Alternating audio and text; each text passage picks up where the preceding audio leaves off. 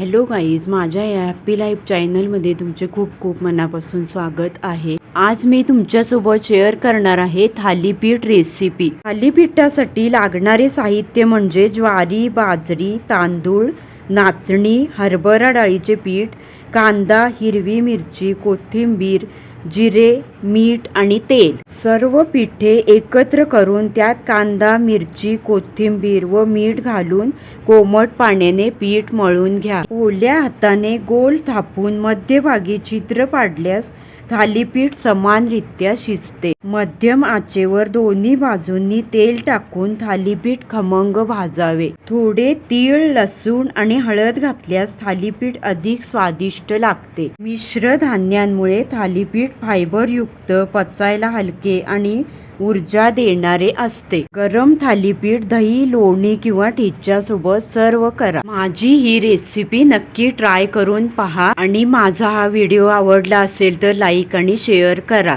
आणि माझ्या या चॅनलला सबस्क्राईब करा। पुन्हा भेटू पुढच्या व्हिडिओला।